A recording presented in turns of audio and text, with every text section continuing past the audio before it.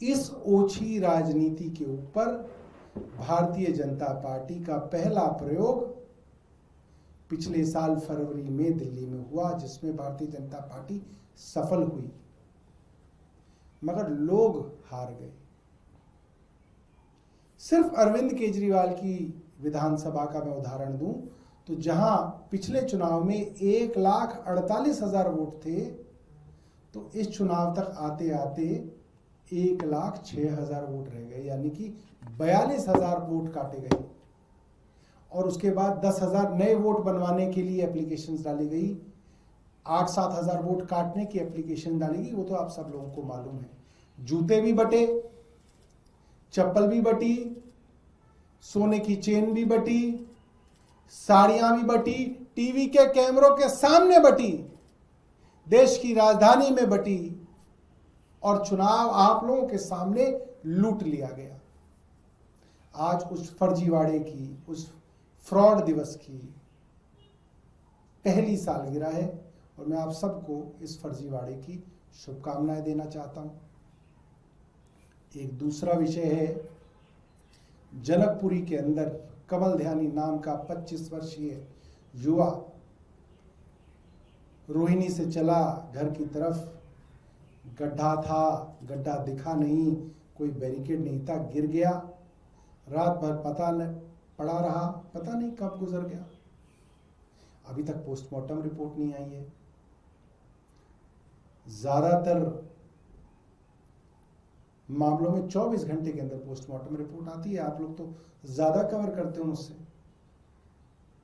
6 तारीख को पोस्टमार्टम हुआ सुबह, आज 8 हो गई, पोस्टमार्टम रिपोर्ट ही नहीं आ रही है।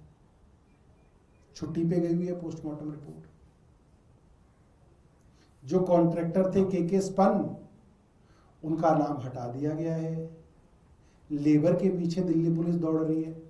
मैंने सुना उत्तर प्रदेश में जाके लेबर पकड़ी जा रही है। जो कॉन्ट्रैक्टर है के स्पन, उससे क्या रिश्ता है भारतीय जनता पार्टी की सरकार का? उसका नाम लेने से हलक तक जो है जुबान रुक जा रही है। लेबरों को पकड़ा जा रहा है। चलिए, लेबर को भी पकड़ लीजिए। उन मंत्रियों को कौन पकड़ेगा? प्रवेश वर्मा को और आशीष सूद को, जिन्होंने सुबह सुबह वहां पे पहुंच के कैमरे पर झूठ बोला, और आप सबके कैमरे में उनका झूठ मौजूद है, जिसमें उन्होंने कहा बैरिकेडिंग तो थी। प्रवेश वर्मा कह रहे हैं 100-100 मीटर पर पूरी बैरिकेडिंग थी। आशीष सूद कह रहे हैं सुरक्षा के सारे इंतजाम थे।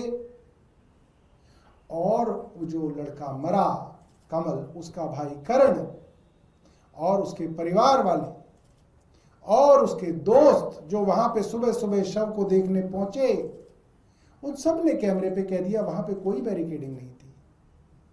वहां बिल्कुल खुला मैदान था, कोई भी आए और उसके अंदर कूद जाए। तो क्या झूठे 2 मंत्रियों के ऊपर कोई कार्रवाई होगी कि इन्होंने लीपापोती करने की कोशिश की, इन्होंने जांच को गलत तरीके से प्रभावित करने की कोशिश की, इन्होंने असली दोषियों को बचाने की कोशिश की? क्या प्रवेश वर्मा और आशीष सूद के ऊपर भी मुकदमा चलेगा? क्या कोई सवाल करेगा? कोई नहीं।